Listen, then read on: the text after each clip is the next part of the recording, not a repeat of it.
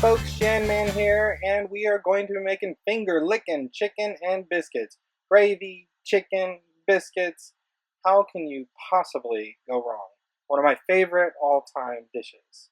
First thing we're going to do is cut up 1 onion, 2 carrots, 2 celery stalks. I wanted to show you how fast I can cut these vegetables. I'm literally a machine. Then we're going to put 3 slices of bacon in a Dutch oven pot. This is only 1 pot meal. It's amazing. It's easy. Get that sizzling in there and make sure it's nice and crispy. And after it crisps up, after a few minutes on medium heat, we're going to pull that bacon out and save it for later. Well, most of it for later, if you know what I mean. Then after we pull all of that out, we're going to put 2 large chicken breasts right on top of that, same heat, and just let that sizzle away.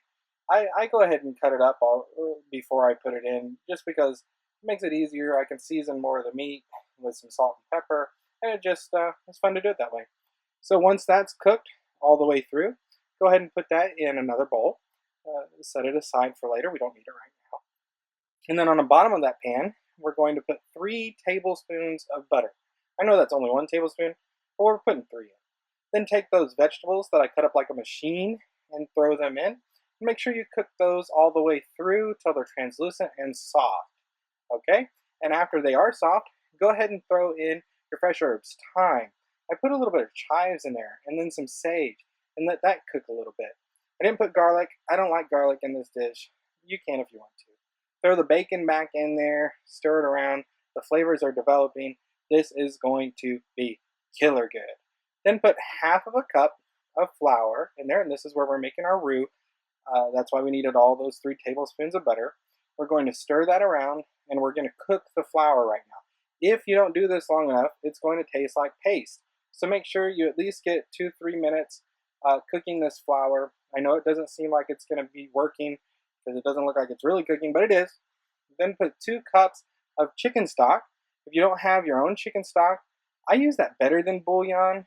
I love the flavor of that if I don't have my own chicken stock. But you do what you want to on that. If you have bouillon, you can. If you have your own chicken stock, that's good. But I like this better than bouillon stuff. It's really excellent. Stir it. It's going to get a little pasty. I added mine in 2 different parts. You can do whatever you want there too. Either way, it's going to come out great. Let it come to a boil. Sizzle a little bit there. Not sizzle. Simmer. Sizzle's not the right word. Then we're going to add 1 cup of heavy cream and 1 cup of milk. I've done it all just cream, but it just seems like it's too rich. So I just cut it in half like that. But you do need 2 more cups of liquid.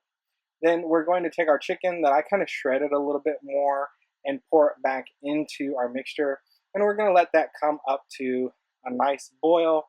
And what you're going to find is that it turns into this gorgeous, luxurious, gravy type consistency that is made to go on biscuits. But not just any biscuit. Make your own biscuits. Make Shan Man's Buttery Biscuits.